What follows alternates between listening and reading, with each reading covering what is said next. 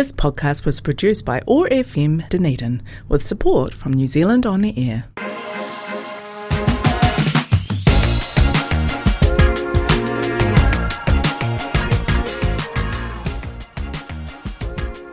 Welcome to the OI podcast, the Otago Institute podcast, in-depth conversations with experts from the worlds of arts, sciences and mātauranga Māori, brought to you by the Otago Institute, the Otago branch of the Royal Society for Arts and Sciences. Kia ora, I'm Dr Barb, and Trudy is still away on vacation, and today not only am I hosting, but I'm working the board as well. So this is going to be an exciting, what do we call it, episode thing. Anyway, today in the studio, we have got Liam White, the president of the OUSA, the Otago University Student Association. That's true, isn't it, Liam? Yes, you paused a bit there. That worried me a little bit. No, I did, because it's weird, because it's the Otago University Students Association, but it's the University of Otago. Yeah.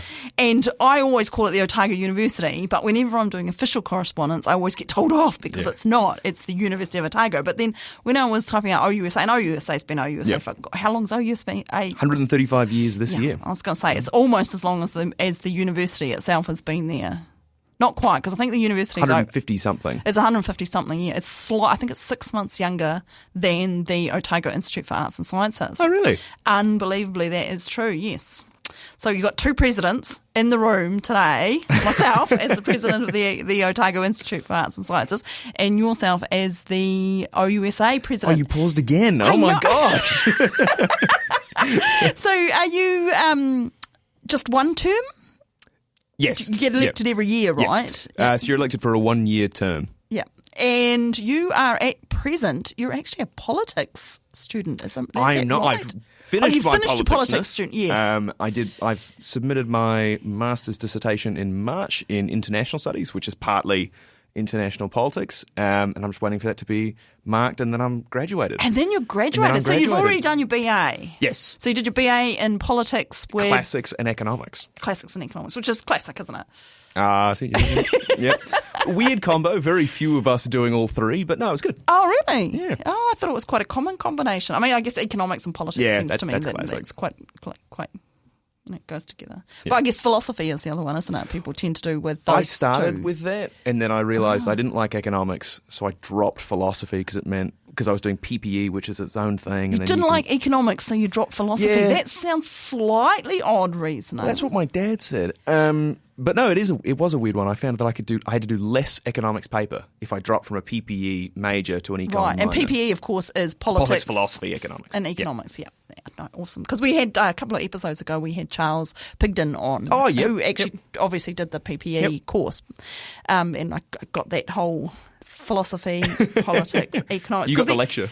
Well, it's interesting because, I mean, you can kind of think when you step back and go, okay, why are these three things connected, right? And you can kind of, politics and economics, but philosophy kind of stands out as why is the philosophy department running it? But then, of course, philosophy being all about kind of logical thinking and something. But honestly, which we could do with as much as possible in politics. So I'm fully in favour of that.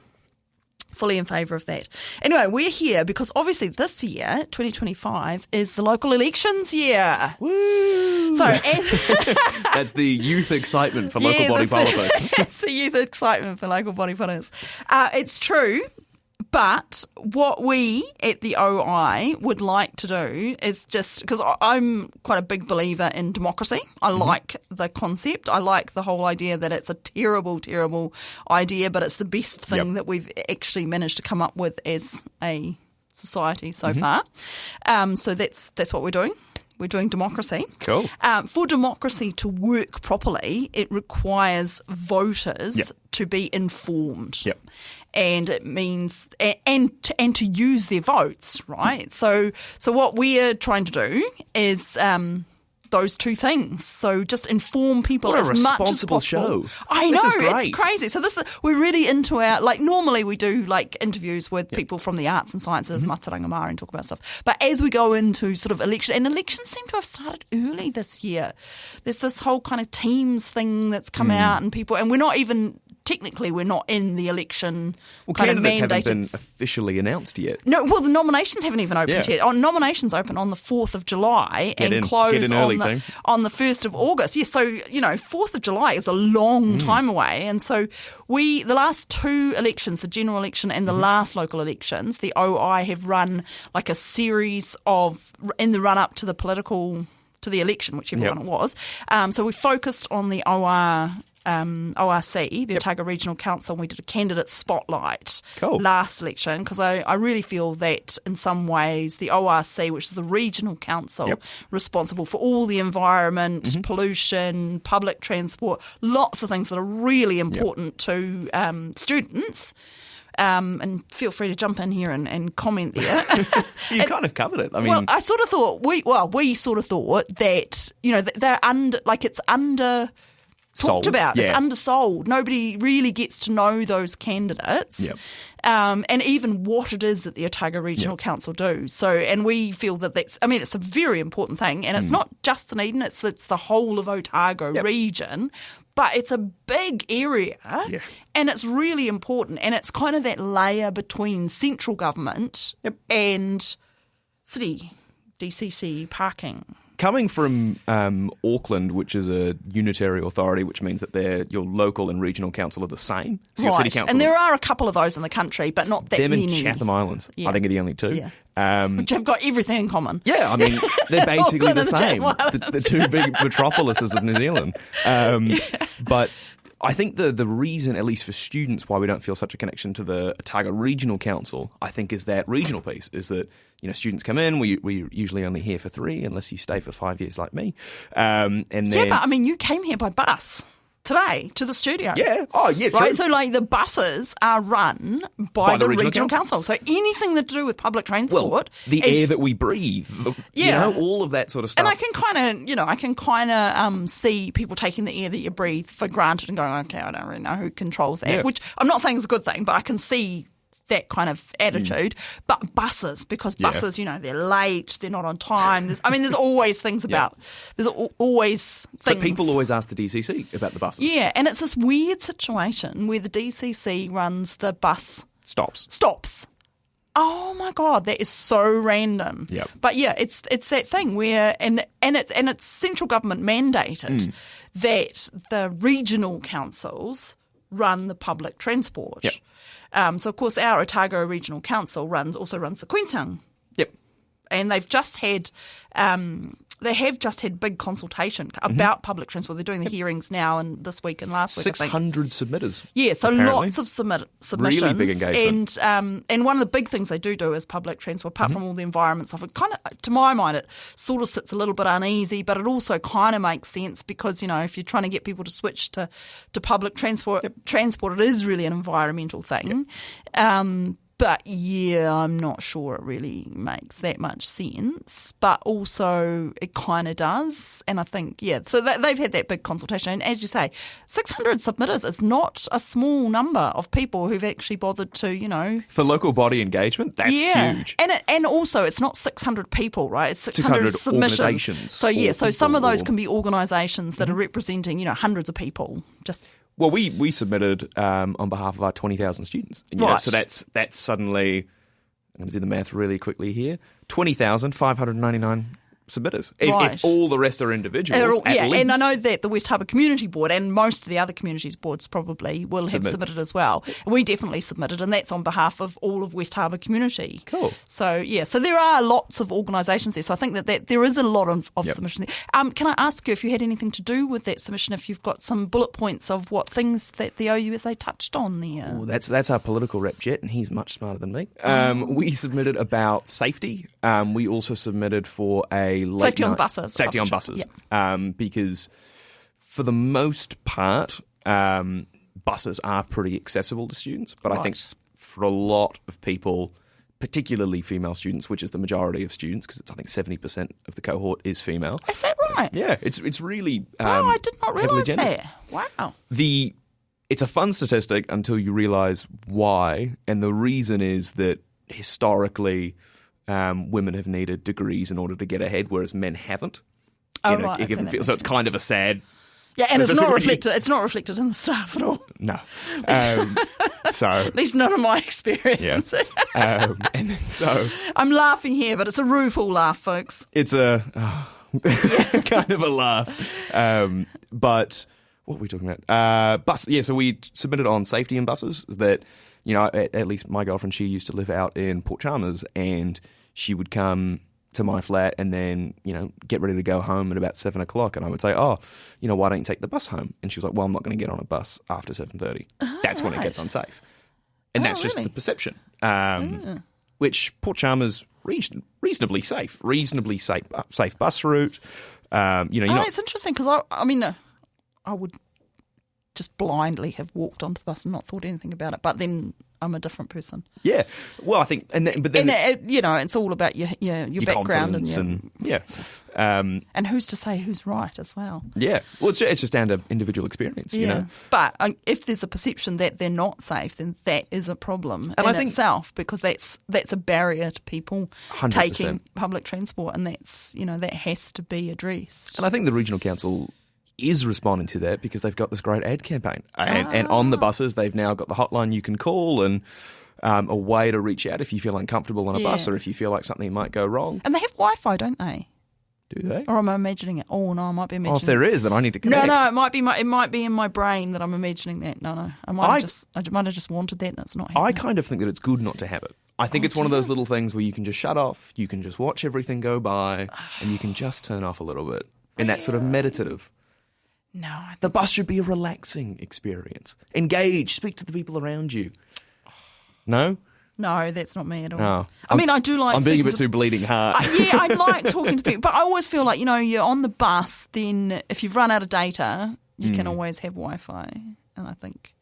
I don't know, it just seems to me... I'm used to the trains in the UK, and they all had Wi-Fi, and you can sit there and work. But it's much easier to work on a train than it is on the bus. On the bus anyway, so maybe. And the other major thing we submitted was having a late night bus route that goes from the Octagon to colleges around the city. That's actually a really good idea. We're smart. That is a good idea. Just to make sure that, particularly first year students, because I remember, coming back from town. There's a lot of first year students that are from out of town as well. Yeah. So they're not knowing from where other to people go. Not sure where they are, and it's a small town by some standards, but also it's unfulfamilia for a lot of people. It's unfamiliar, and depending on where you come from, and who knows what sort of you're tired. Might have had a tired. That's a creative way to put it. You might have had a drink. Yeah, I don't know. It's easy to get to, and it's easy to sort of leave the flat or leave the campus with a whole group of people and go somewhere, and then go somewhere else, and then you're like, oh, I'm totally turned around. I've lost the people I was with.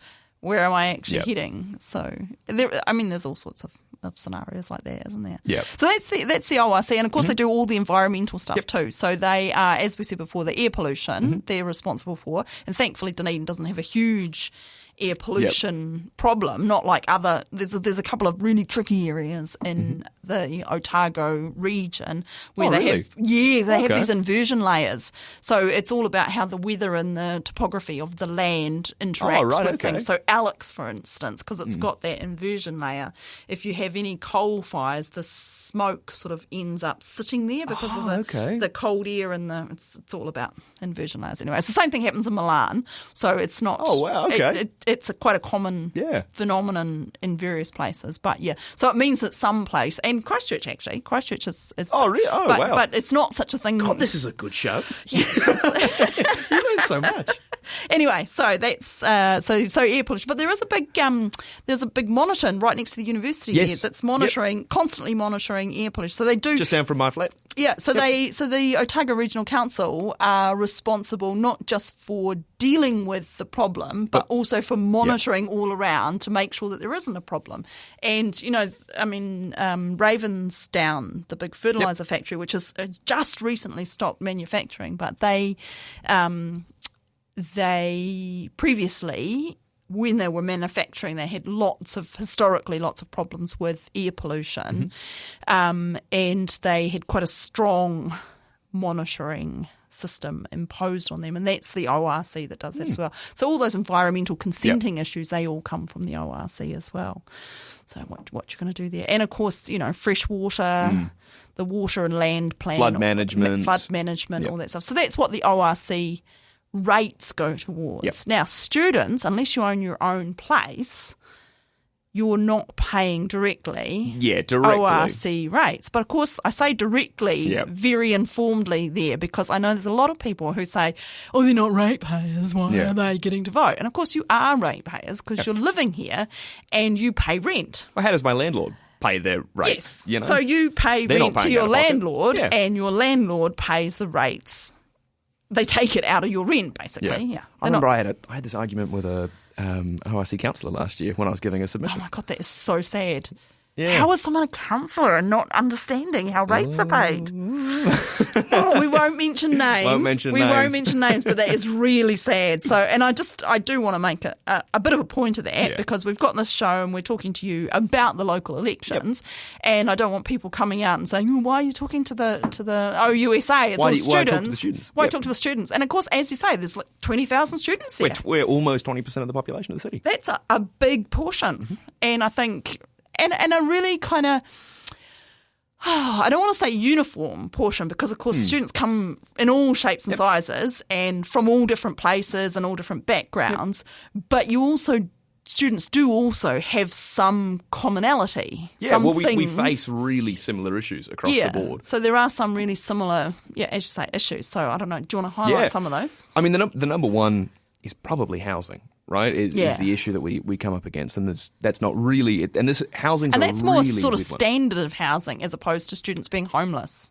Or am I wrong? It's both. It's actually it's both. We did a survey with the university last year, and one of the questions was, have you ever experienced rough sleeping? And that includes, sleeping in an unconsented space like a garage, sleeping in a car, sleeping on a mate's couch, and we sleeping found on a bench, sleeping in the sleeping foyer out in of the a city, shop, sleeping in the Oval, that sort of stuff. And we found that 5,000 students surveyed, over 200 had slept rough. Wow, for more than a month. For more than a month. I was really surprised by that. That surprises me. That is a lot, and I mean that's a big change from the days when students all got allowances and there were no fees. That is a generational change. A user-pays education system. Where does it get us? No. And I mean, it's the saddest thing that ever happened to New Zealand education-wise, I think, that. I started my first year at universities was the first year that they brought in fees, and it just went up and up and up. Yeah. And, of course, I didn't have a student allowance. And it's just, it's chronic because it is setting students up for massive loans. But also that, it's such a disincentive for people who come from a less affluent background, I think, compared to, it just widens the privilege gap. It widens the privilege gap, and it absolutely is, I wouldn't say designed to do that, but it's not designed to not do that, shall we say. Yeah. That's an apolitical way to put it. Anyway, so that is quite a shocking statistic. And I talked to somebody on the City Council recently, and this was a big point that I made in our submission on the 9-year plan, or Jet and I should say. We made so when you say your submission, you mean the OUSA? The OUSA submission. Sorry, that's submission true. On behalf of the OUSA. Yeah. And it's really great to see the OUSA actually putting forward those submissions to the ORC and to the Dunedin City Council. And the ORC is generally better and I think more responsive to student needs and interests. Just because we really only overlap on environmental issues and transport, right? Where it's fairly obvious. Whereas the City Council, I know sometimes struggles, even though we're more directly related to the City Council. Yeah, because I would have thought that there was more interaction directly with the. Yeah, it's interesting. Just sort of an observation. And I talked to a City Council member recently, and I said, somehow got on the front page of the ODT with it, which was unintentional. And I said, look, what is the plan? The university's projecting a growth of 6,000 students over the next 10 years. Where are they going to live? Yeah. And the response I got was, don't worry, the market will take care of it. The market. Thank goodness we have this market. I feel like it's a mystical thing. This is us going back to your politics and economics. Yeah, true. Good thing I'm prepared. But it's, the market's been taking care of it for 50 years. Yeah, and it hasn't sorted it out, which is interesting. And we're in the exact same flats. A lot of them haven't been updated or...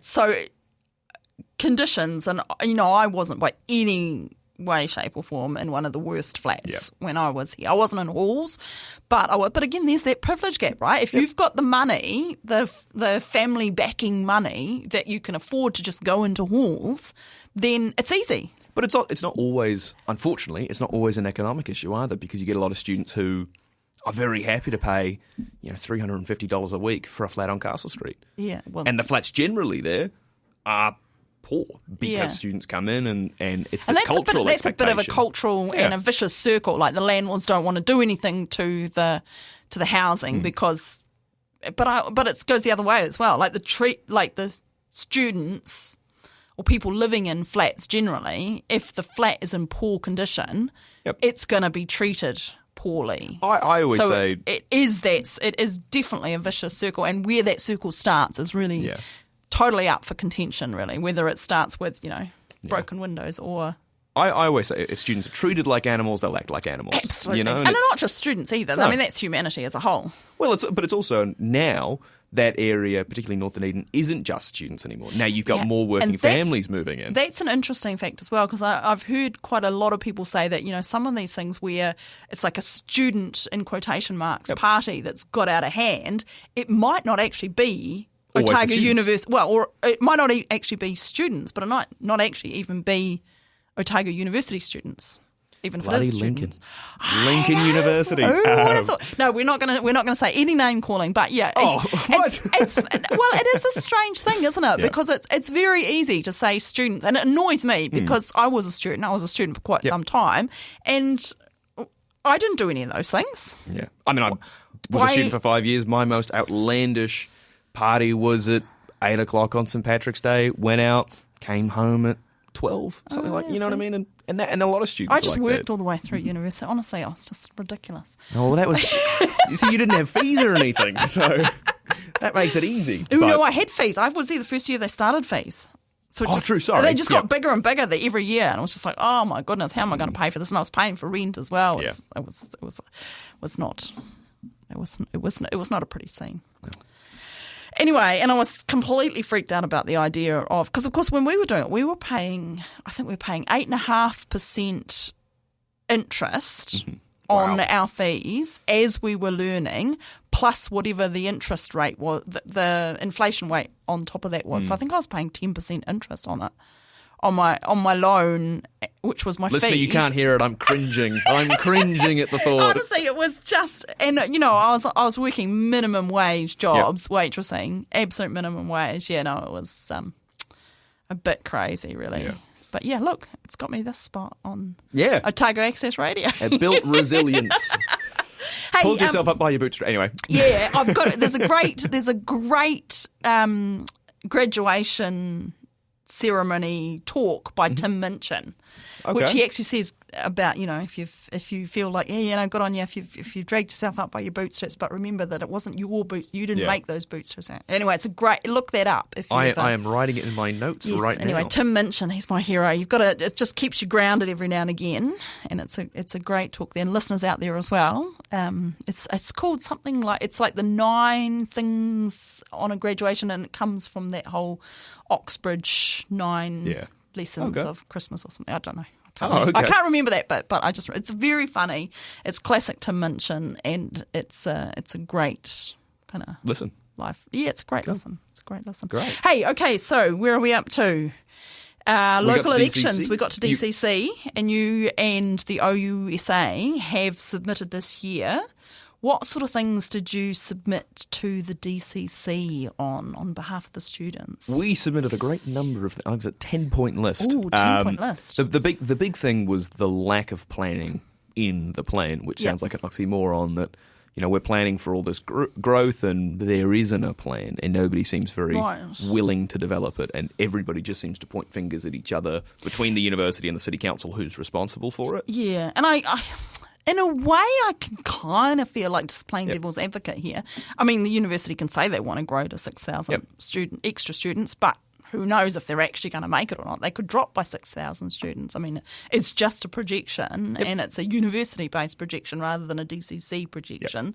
So if you put a whole lot of money into something and then it doesn't eventuate, the university will just shrug and say, oh, sorry, our bad. So there's kind of... See, I would say that even that, I think, undersells the importance of the university and the student sector. That, yeah, the university is this great employer, but also students are a great boost for the local. I mean, you only have to look at this weekend with grad. It feels like the Octagon's doubled in the amount of people that are there. And it probably has. And everyone goes out for dinner because graduations, you know, you got your parents in from out of town, maybe. Everybody gets coffee in the morning. They're supporting local businesses here. And you can tell when there's a graduation on. You really can. And it's not just that there's one graduation a year. There's like 10? It's got, oh goodness, is there 10 now? There's 10. Because they run for 2 weekends, May, August, November, December, I think. So that would be 8. There must be some I'm forgetting. Anyway. Yeah, wow. But even, I mean, grad is one example, but then you've also got students working in the coffee shops. Where are they going to spend their money? Well, they're going to spend at shops on campus or And it's not just the students either, it's all the staff. Yes, the 5,000 staff at the I think it's 5,000 at the University of Otago. Oh, well, it's fluctuating, isn't it? Let's not go down that road. Pull up. Yeah, so, I mean, and that is obviously a big thing. Were there other points that you had there? I mean, there were. Can you remember them off? We had student bar was the number one that we had. Sorry? A student bar. A student bar. And this is probably, you can talk to the heyday of the student bar experience. Wow, yes. So, no, I can't. Oh, okay. Well, okay, cool. That was a pass that completely missed. That's all right. No, I am from that era. But, yeah, it's a funny thing because there did used to be a lot of student bars around, you know, the Captain Cook and Starter's Bar and... Gardy's. Gardy's, yeah. I don't know the other ones, all around the student thing. And that gradually they've just closed down. Yep. And in my observation, just as a personal observation, I think that that's actually made the drinking culture around university and around university students less safe and worse. Because 100%. I feel like rather than being in a supervised environment where someone can make sure that the drinks that you're being given are safe, and, you know, have some sort of oversight that... You can stop somebody. Yeah, you can stop. It's as simple as that. That when somebody goes too far, it's, hey, mate, let's maybe... And there's, you know, sober people who are employed around the establishments to sort of say... And then, you know, since that's sort of gone down, the parties and sort of the Hyde street parties and flat parties have just kind of ramped up. And I just don't know how that culture turns around again. I think the real value of a student bar is, yes, it's 100% that safety piece. And I think that comes from when you are drinking, you wouldn't just be drinking, if that makes sense. That, Cole, the point of a night out is not that I should finish my box, vomit and fall asleep. That shouldn't be the point of a night out. It should be, hey, there's a band playing down at the bar. Let's go have a listen. Oh, they've got a pub quiz tonight. Oh, there's this other thing. Oh, maybe so it's we'll all grab those a couple of social drinks. aspects. It's the community aspect. And the community aspects, which if you don't have a designated place, you're not you lose having. out. And it's the Dunedin sound losing out there as well with live venues 100%. and live music, because that's... When you think about all of the big names of, I think, the Dunedin band scene, you know, Chills, Verlaines, Tall Dwarves, they really got started in those bars and they honed that sound. Yeah. This is something that I've only become really passionate about, having learned more about it. That just is how quite an important interesting... the bars yeah. are. And they're not just there just for drinking. 100%. And look, I mean, clubs could book it, and then you've got the suddenly... And of course, bars, when you're serving alcohol as an establishment... Have to have food, have to have water. have to have food, have to have water, have to have options there. Yep. And of course, you can't legally sell someone who's way too drunk. Whereas if you're in a flat, you're in a completely unsupervised area, there's no obligation to have any alternatives, there's no safety aspects around... There's no support. There's no support around it. And so that is quite... What was your submission asking the DCC to... We basically just said, look, because there's also a review going on at the university at the moment called an Entertainment and Activation Review, which is talking about how spaces and entertainment and food and stuff are all done on campus. And when in our submission, we're calling for at least one student bar in the next 2 to 3 years, and then between 5 to 10 developed in the wider North Dunedin area over the next 10 to 15. Because I think the university may have purchased some of those. Some of them, yep. Yeah, and I mean, who knows what they're going to do with the land? They may have plans for student accommodation. Who knows? Mostly like libraries and little study centres, and which are, one of them was the Marsh Centre, which used to be the Guardies. Right, yeah. There was one of our referendums a couple of years ago where we asked, do you want us to turn that back into a student bar? And the students said no. They loved the study area at the end of Castle. So little stuff like that. Yeah, so that's interesting. So that really worked. Yeah. So that's where I think, a lot of people pin the blame on the university for shutting down, for buying up that land, but I don't think that's entirely fair. So what we've asked is that for land that could be, or for areas that could be suitable for that bar, that the university and OUSA be given first choice with the purpose of it potentially becoming a bar. Interesting. So you'd sort of run it as a university OUSA bar? I think OUSA more than the university, mostly because... Just liability issues, probably. Liability, but also when it's run by the university, it becomes very expensive, and it's suddenly how responsive is it? OUSA can do stuff the university can't. And we're smaller as well. Yeah. We don't need a team of 200. We just need a great team of 20, 30, whatever. Yep. That makes sense. So that was one. The other one was, we've called it Safe Streets. So that's helping us develop a map around Dunedin of what are the most lit, with the most cameras, the most public visibility, so that students walking home at night can understand what the best streets are to travel. Right. So that we've called it the scenic route. So it's sort of you're always seen by somebody as you're going. That's a nice little play on words. Yeah. I can't claim that. That was Amy Martin of AVP. But there's those blue light... there's like boxes with a blue light that you can push or something and then someone comes. Yes, but it's not just around campus. It's even going from the Octagon down to North Dunedin. And that makes sense. But there's also, I saw on your website today, for folks that are out there, that the OUSA website's got heaps of stuff on it, heaps of stuff about everything. And it's really easy to find. You just type OUSA and Google will find it for you. Don't worry about what it does the hard work. Yeah, don't worry about what the address is. But I will put it on the episode description if people like to have those links there, just ready to click. But there's also a thing where you can register your party. Yes, good one. Which is quite a cool idea, I think. That's been around for a couple of years. It's a great resource. It's more than a couple of years since I was at uni. It's been around for students, for modern students for a couple of years. So how does that work? It's just... You just plug it into you plug it into the website, and I think Campus Watch and the police might come round, and they usually check in with you before the party starts and just say, hey, have you thought about these things? Right. And that's...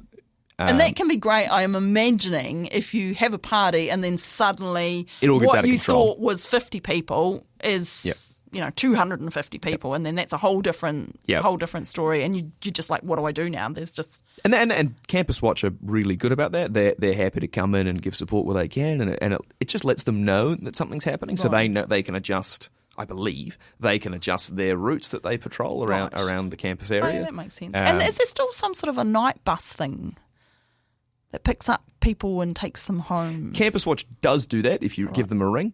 I was walking... We had a late meeting at OUSA at 7:00, and there was no drinking involved, but I was just walking home, and I was walking with my partner, and Campus Watch just drove by and dropped the window and said, hey, do you guys need a ride? And I was like, oh no, I'm 2 minutes away. And they were like, oh, just jump in. We've got very little else to do. Come on. That's quite fun. It's quite public facing, which is nice, and very supportive. And they play a really more pastoral care role, so that if, hey, look, the party's mostly going fine. I thought you were going to start talking about Radio 1 then. No. I couldn't promote another radio station. Yeah, that'd be bad. But you do. There is a way to get hold of information about voting and the elections, because I'm sure that Radio 1. Get back onto the election. Yes, so I'm sure that Radio 1 and the Critic will be doing, because the Critic is great. It's really well respected across the country, I think. Yep. And I'm sure that they have plans. Have you any idea what their plans are for the upcoming? We have a plan for a voting pull-out mag, which will have... So we as in the OUSA? We as in OUSA, and mostly the executive, have a plan to develop a 12-page guide, essentially. Right. And we're going to be... And how will that guide be? Is it a guide to issues or a guide to candidates? Both. And a guide to the ORC or a guide to the DCC? It's mainly... DCC. Mainly DCC. But just because a lot of the student-focused issues, and again, this is what I mean of ORC generally, I think, does the right thing by students. Right. There's a couple of little things about student concessions around peak times that could be improved. And of course, ex-student or current student, Elliot Weir, is one of the ORC And Elliot is fantastic. I think we can say that because you saw me hesitate. Yeah, I'm not sure, but I mean they actually were running as student candidates, so I think in that context, I'm happy to say that Elliot is super responsive to student need and very proactive to reach out to us when they need advice or want our opinion. Yeah, as a really large stakeholder in the city, that's really nice. Yeah, and I think it's the first time that a councillor, and possibly for DCC or ORC, and I'm sure that someone can correct me out there when I'm wrong, but to my knowledge, it seems like the first time someone's actually gone and said, hey, I'm putting my hand up, I'm running for ORC, and I'm putting my hand up as a student. That's my candidacy. There have been a couple. I know Jet Krasinski ran in the last council elections. He ran for mayor and council. He was definitely. Oh, maybe I candidate. should have said the one who got elected. That is probably the key point. I remember there was a student candidate. Was it 20? I remember. No, the OUSA, they don't actually endorse candidates, do they? We don't, or do you? It's up for our referendum this semester of whether students want us to. What we've do those referenda get sent to everyone? Yes. Yep. They get sent to all students and they essentially vote. We usually get around 3,000 to 4,000 students and their feedback on that. Oh, right. That's interesting. They're not binding, but usually just sort of a good litmus test of the student body. They're a fancy survey, basically. Yeah. But they're sent to everyone, right? Anyone who's signed up to the OUSA with the student fees. And all students. Every student. All students. Every student pays that, if I'm right. Yes. All students pay, but they don't have to be a member if they don't want to, but they still have to pay the fee because we don't turn them away at the door. Right. Yeah. And they can still vote for candidates and they can still do everything. Yeah. But it's just if they don't want to. Yeah. But so essentially what the Pull Out Mag is how do I enrol to vote in Dunedin? Right. And how do we? You will get mailed, I think. Yes. So I've already had my papers at home, and because I'm already enrolled, and they basically said check all this information. If it's correct, do nothing. If there's a problem with it, you can either fill this in and send it back in this envelope that we've sent you, or you can go online. There will be a lot of students, just because of the nature of students, that are coming from out of town that are unsure where they vote. And you can just go on I'm going to fill this gap in here. You can just go on the website and it's just vote.nz and just go on there, and there's the big, that funny orange person they have and all the orange stuff that they have, which is quite cute because I think they chose it because orange is not a political party. It's not a team sport. I mean, whatever. Anyway, so orange is, that's why it's orange. So anything says orange is officially the election. Anyway, so there's this special commission, which is the Electoral Commission. The Electoral Commission, and they are totally independent from the government and from all the parties. They're neutral, and they are the people who decide the boundaries of all the electorates for the general election, and they're the people who go over all the voting stuff. And it is really simple. You just go on that site. You don't have to have ID to vote in this country, and you just basically follow through and click on the buttons that apply to you. It's extremely intuitive. It takes 5 minutes, if that. Yeah, it's really quite simple, and I think now is a good time for everyone out there to go and get yourself registered. And you do, if you are of some sort of Maori descent, anything you like, and I'm pretty sure that that's self-selection. I think it's identify. Yeah, if you identify as Maori, if that's what I should say. If you identify as Maori in some way, then you have the choice of going on the Maori electoral roll or the general electoral roll. And all that means is that your electorate candidates are different depending on which role you're on. And that's to Taitonga in the South Island. Yeah. Which is the entire South Island and Porirua. Yeah. So, quite a big electorate for the Maori electoral roll for this area. Whereas there's two different electorates for the general roll. And this is central government we're talking about here. So in Dunedin, there's North Dunedin, which is kind of the university and North East Valley and that kind of, and then north of there up to Waititi, I think, somewhere. And South Dunedin, which isn't actually called South Dunedin, it's called Taieri, but it includes right out to, I think, Musselburgh there. And those boundaries are actually just, you can click on the button on that vote.nz site and that will show you where it is. Where And I it think you is. just put in your address. You and put it in your. Oh, automatically yeah, you does don't it. have to decide Yeah. that. No, not at all. Sorry, I shouldn't. Just thanks for. It's more complicated than we're making it sound. It's less way complicated less than we're making it complicated sound. than we're making it sound. This is So- the nerd stuff. Yeah, this is the nerd stuff. So basically, you just go on and you just give them your name and address and your date of birth, and they will tell you which electorate you're in. For the local elections, the whole Maori electorate and general roll electorate doesn't make any difference at the moment because we don't have a Māori ward. We don't have a Maori ward, but we may be voting on that soon, I think. Will we? Well, I don't know. There's like Let's not preempt that. We're not going to preempt it. There's talk about it being Yep. a thing. But that would be good, I think, in my humble opinion. We've talked about whether we need to advocate for a student ward or a specific ward in North Dunedin. Oh, that would be interesting. We've talked, and this is a good thing to ask That would actually- Janine Hayward. Yes. Because I understand she's coming on. Janine Hayward is coming on. So when we did our general election one, we did it issues based. So we did the ORC candidate spotlight for the last local election. And then for the general election, we didn't really want to talk to all the candidates because we thought, well, they'll just give us a party line. It'll be really boring. Yep. And they're all professional politics Yep. at that stage. Talk for an hour, say nothing.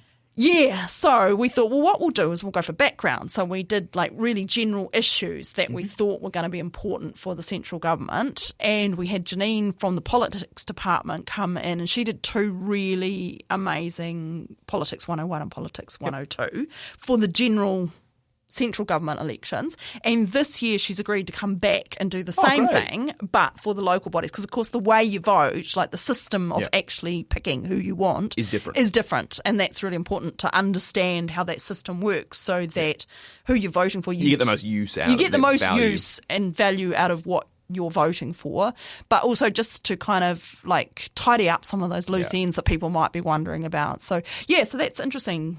I will ask Janine. I'm just writing a little note down here, folks. Janine, about the student ward. We've called it, we couldn't decide, and we've actually talked to her already about it. We said, we don't know if we can do a student ward because how would that work? And she said, just do a North Dunedin ward. And it's as you say, because we know students do want to engage with local council, and you've seen that through multiple student candidates who have run. Yeah. But we never.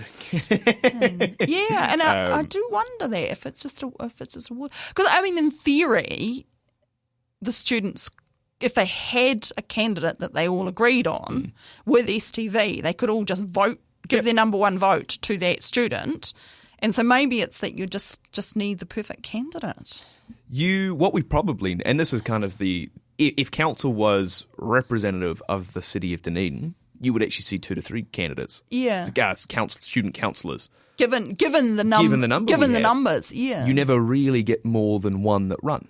Yeah, that's interesting, isn't it? And they, with the exception of Elliot, they don't usually win. Yeah. And of course, Elliot was for ORC, and that's Yes. really unprecedented, I think.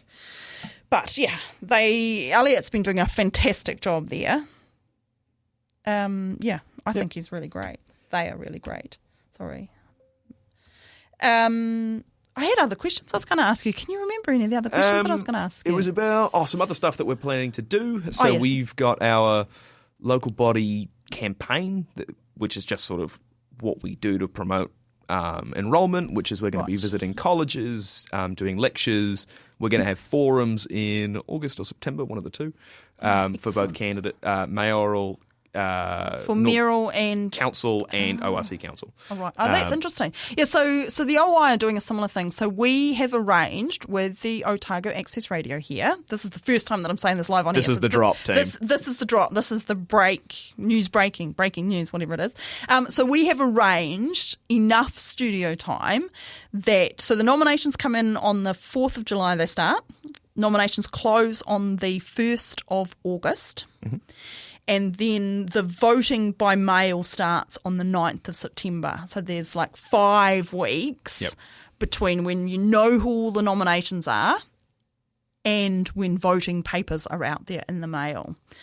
So the first 2 weeks after the nominations close, we have booked like 12 hours of studio time. Wow. And we are inviting all the nominees, anyone who is standing for council, DCC, for a 10-minute interview, and we're going to ask them the same set of questions. Everyone's going to get the same set of questions, and they're going to get the same amount of time to answer those questions. Wow. How many questions are you going to do? This is months away and I'm like preempting this. I haven't quite. I've got the structure. So what we're going to do is we're going to do 10 quick questions. Cool. At the start. There you go. You said it live now. You have to hold yourself to that. So I've even got those questions sorted. So there's going to be 10 quick questions at the start, and then there's going to be some longer form questions where they'll have 60 or 90 seconds to make a kind of a more thought out answer. But remember, they're not going to know the questions ahead of time. So only I know their questions, and we're going to interview everyone as close as possible. Right. And we're not going to release the questions or the interviews until we've finished them all. Oh, that's a good idea. So that's what we did with the ORC ones, and that's what we're going to do here. It's harder with the DCC because there's more candidates, so I'm hoping that there's not more than about 45. Oh, there definitely will be. I'm sorry, there definitely will be. I think 50 to 70. Oh, really? Is what I've heard people throwing around. But, really? Because last time there wasn't that many. There wasn't 70 people. Anyway, I'll have another check anyway. So that's what we're going to do, and we're going to play. So we're going to play them all like enough 10-minute interviews in the normal OI podcast slot, and we have 2 slots. We do replay usually on the weekend, but we're not going to do that. We're going to play the interviews, and we're hoping that we can like spot them around. But they'll all go up on podcasts at the same time. There'll be a big drop, and then at the end, so we'll have the longer form questions, and then at the end we'll have some quick yes or no questions. Depending, and I won't know those till close to the time because hopefully they'll be whatever's relevant. Yep. To the election right then. So the whole Smooth Hill thing could be all over and done and dusted of no interest to anyone. That is extremely ambitious. I think that'll be done and we'll ask dusted. something else. Anyway, so that's Great, our plan. That sounds cool. And yes, so if the OUSA have got a specific question, don't tell me now live on air, but if you've got a specific question that you would like me to pose to every one of the DCC. Wow. That's a level of power I'm not used to. Yes, so there you go. Yeah. There won't be more than 10 questions because it's only a 10-minute slot. So there'll probably be, to be fair, there'll probably be 8 questions, something like that. And there'll be... That sounds hard yakka. Thank you on behalf of Dunedin for doing that. Anyway, so we're hoping to get... It's a little bit longer, a little bit more than what's in the voting brochure. Yeah. And of course, you can't do much longer with that many candidates. Yeah. And we specifically didn't want to give more airtime to the mayoral candidates because there is this weird thing where a whole bunch of people who clearly are not really anticipating that they will be mayor just run for mayor because they think that they get more airtime for it, or I don't know why. Because I feel like some of them, like if they actually got elected as mayor, they'd go, "Oh, what did I do? I didn't mean to do that. Please, can I?" Well, because all you have to do is tick an extra box, and you get so much more airtime and more forums. The ODT look at you more closely, all that sort of stuff. And I just don't think that that's fair. Yep. In the way that I think about it, so. I might ask them specific, like one question that's different depending on whether they're a mayoral question or a non-mayoral question. Nah. But yes, I doubt it. But if they get an extra question, like if they get a specific question, then the other people who are not standing for mayor will get a different question. Oh, yeah. So they'll have the same number because they have the same amount of time. They'll have the same number of questions. I want it as fair as possible. And I think what a lot of people don't realise is that the mayor, apologies to his worship, the mayor, actually isn't that different to other councils. All they do is sort of represent the city, but I mean they have the same amount of votes. They just chair the meeting. Well, unless there's a casting vote required. Yep. And that's very unusual. Yep. And generally, if the chair of something, or the mayor in this case, needs to cast a casting vote, they generally go with the status quo. Yep. That's general rule of thumb. But, they can do what they like.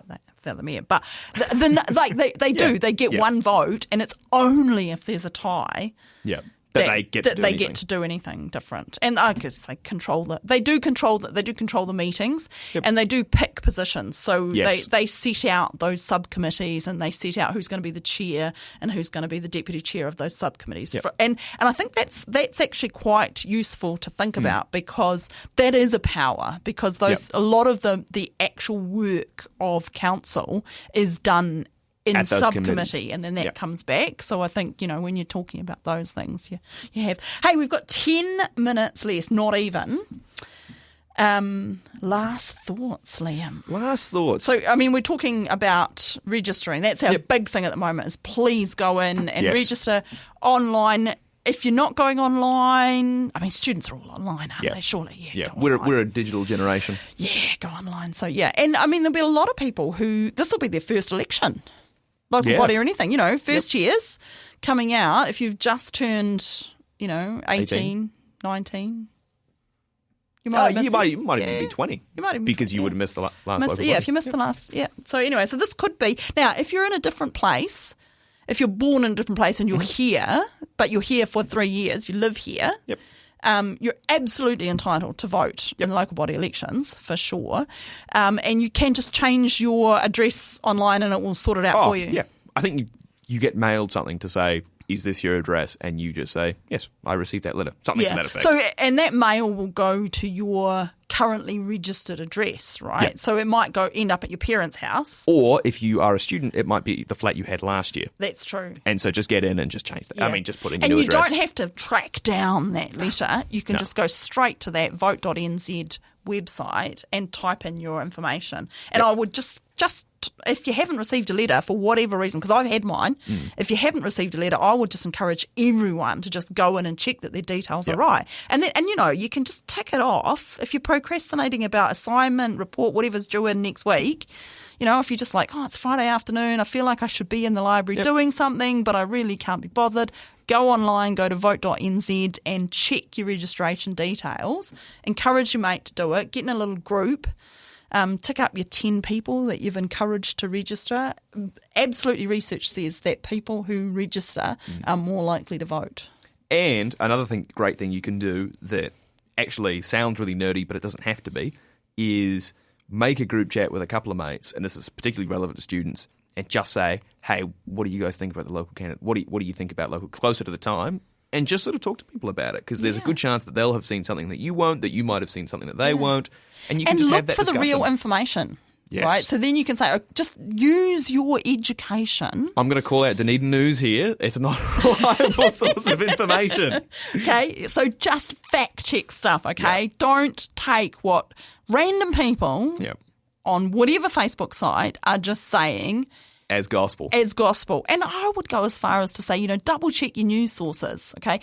Social media is not a news source, right? It's just not. TikTok is not a news source. That's not. Get a verified news source. The Critic, that has solid... ODT. I'd double check that as well, to be honest. Called out ODT. Jeez. No, I mean, you want to double check. I mean, basically everything. You want to verify everything, and verifying everything means that you need to hear the same thing from more than one source. Yes, and those sources need to be independent, and that's that's verifying. And when people say do your own research, it usually drives me nuts. But in this case, it is absolutely up to the public to do their research. Be informed. Decide who you're going to vote for based on their values and your values and how well they match up, because you're going to have to live with the result of whoever for the next 3 years. Yeah. And I think as well that you've touched on it very briefly, and I think it needs a bit of expansion. The values piece of it is that every council member is going to say whatever they want that they think will get them elected. That's just kind of the reality of it. That's just how politics work, right? But there are the little pieces of, well, what does this person stand for? What are their values that you can align with? Is it that somebody's really fiscally responsive and you think, wow, that's a good thing? Or is somebody really compassionate and you identify with that? You can find those little pieces and get a sense of who that person is beyond the policy. Track them. Track them on social media. Go to their Facebook page. Do a search and see what's come up in the ODT. See how they voted. Council meetings, you can watch those all online. They're all archived. Yep. The last, at least this term, is all online. You can just click and you can watch how those councillors behave in council, what they're voting for, their voting records there. It's really easy to think, it's just what they're saying now. But now is when they're least likely to be behaving like their normal selves. And the beauty of STV is that you've got to find your candidate. Yep. You only have to find 1, 2, 3 that you really love. Yeah. And give your number one vote to the person that you most want in. Regardless of whether you think they will get in or not, Show them love. Show them love. Give that one to the person who's most closely aligned with your values, with what you want. And then, go down your list. Okay, if this person doesn't get in, who do I next want to get in? Who represents me second best? Yep. If those two don't get in, who represents me third best? And STV, it sounds complicated, but it's as simple as that. It's exactly like a high school popularity list. I think it's exactly the same as picking ice cream, to be honest. Like, my husband likes pistachio ice cream. I think it's green. Why would you eat something that's green with lumps in it? Stop nodding. This is not encouraging from OUSA Green. Sorry there, Liam. Hey, Liam, thank you so much for coming along. And we will definitely be in touch. Send us your question from the OUSA, from the students. We will incorporate that. Dommy, the producer, is sitting here. He'll make sure that I'm kept honest. And, from us here, ka kite, and thank you very much. Remember, vote. vote.nz. You've been listening to the OI podcast, the shout out for the arts, sciences and Mataranga Māori. You can support this podcast by becoming a member of the OI. Check out the Otago Institute for Arts and Sciences on Facebook or our website. If you'd like to listen again to this episode or others from the series, look for the OI podcast on ORFM's website, oar.org.nz. Brought to you by the Otago Institute for Arts and Sciences, the Otago branch of the Royal Society of New Zealand. This podcast was produced by ORFM Dunedin with support from New Zealand On the Air.